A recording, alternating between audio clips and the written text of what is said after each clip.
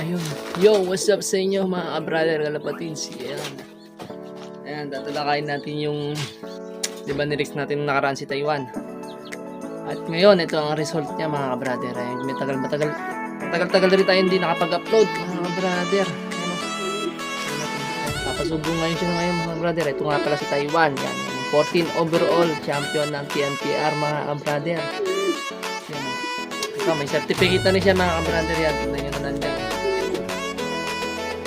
Mga brother.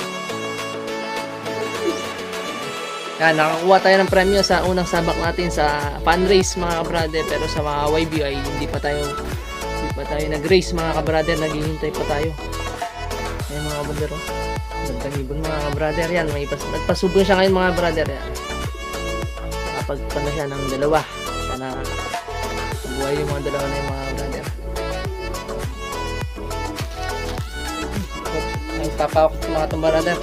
Talagang itong ibon na to ay napakatindi din dahil yung training, yan panay hapon umuwi ito ng training ng South, pero nung pagdating na ng derby yun, kahit papano ay umuwi kahit mabagal, at least nagka-clock siya mga kabrader, wala siyang pinalagpas sa clock mga brother. Mamaya post bat natin ito mga brother, at ikakarga nga pala natin ito mga kabrader. Ay, lipat ko lang ito.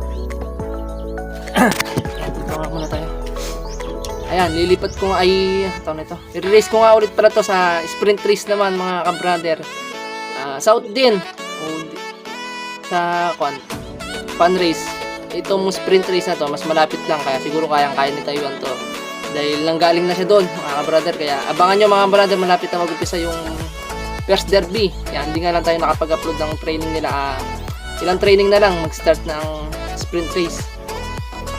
Isasali ulit natin ito mga brother. Baka sakaling makakuha tayo doon. Pa-premium ngayon ng TNPR ay Honda Click 125. Ay, hindi ba? Ano ba? Ay, TMX pala 125. Yan. Mga brother. Ang ganda mga brother. Papasubo siya ngayon mga brother. Hindi malaki-laki na rin inakay niya. Kayang-kaya na siguro yan mga brother.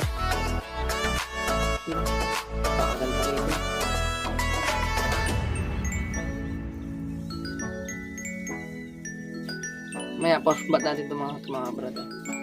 Post-bat tayo mamaya. Kakto mga brother, kakto. Napakagaling ito mga brother. Talagang hindi nagpapauli ng interview. Ayun lang mga brother.